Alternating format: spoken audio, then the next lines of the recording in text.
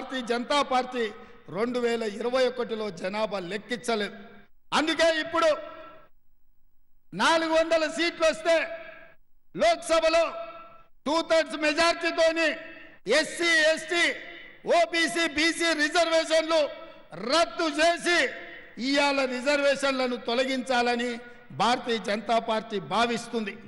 అదేవిధంగా 15 రాష్ట్రాలలో ప్రభుత్వాలు ఉంటే ఆ 15 రాష్ట్రాలలో కూడా ఆమోదిస్తే రిజర్వేషన్లు రద్దు చేయొచ్చు.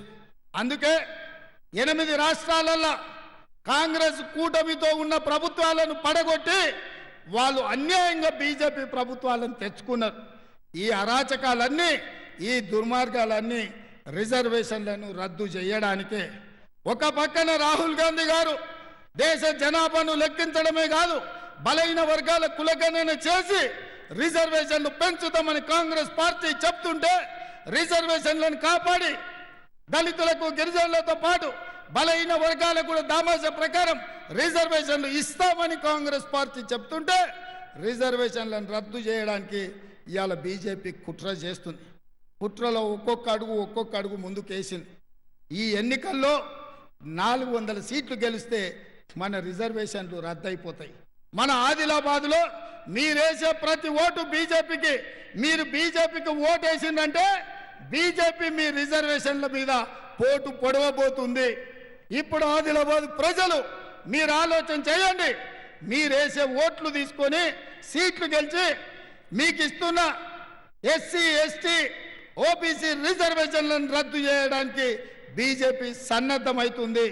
మరి ఇవాళ మీ ఓట్లు వేసి మీ రిజర్వేషన్లు రద్దు చేయించుకుంటారా, లేకపోతే మీ రిజర్వేషన్లు రద్దు చేయాలన్న బీజేపీ ప్రభుత్వాన్ని మీరే రద్దు చేస్తారా? మీ చేతిలో ఉన్నది.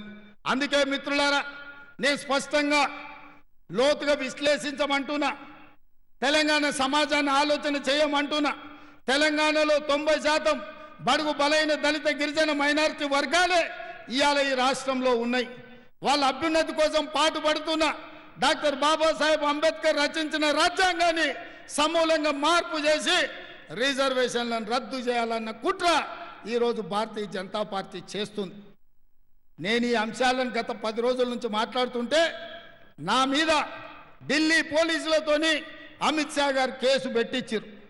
నేను అడుగుతున్న ఈడున్న ఆదిలాబాద్ బిడ్డలను, నాకు బాగా ఈ ప్రాంతం పట్ల చాలా అభిమానం. ఈ ప్రాంతానికి ఎప్పుడు వస్తా, ఈ ప్రాంతంతో నాకు అవినాభావ సంబంధం ఉంది. 10 సంవత్సరాలు ఈ చంద్రశేఖర్ రావు దాదాపుగా 200 కేసులు పెట్టిండు. చెంచల్గూడ చెర్లపల్లి జైలుకు పంపించిండు.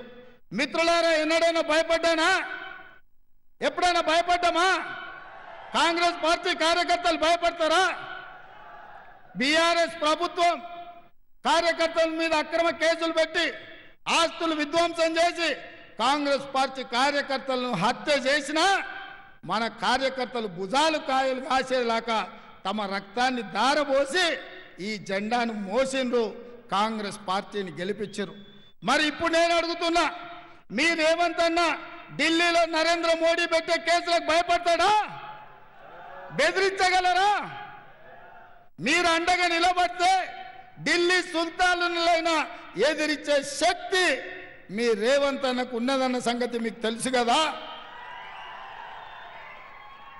ఈ ఆదిలాబాద్ బిడ్డల పౌరుషం నాకు కొంచెం ఇస్తే కొమర భీం రామ్జీ గోండులాగా ఆనాడు తెల్లదొరల నుంచి నిజాం నవాబుల వరకు ఎట్లయితే తరిమిండ్రో అదే విధంగా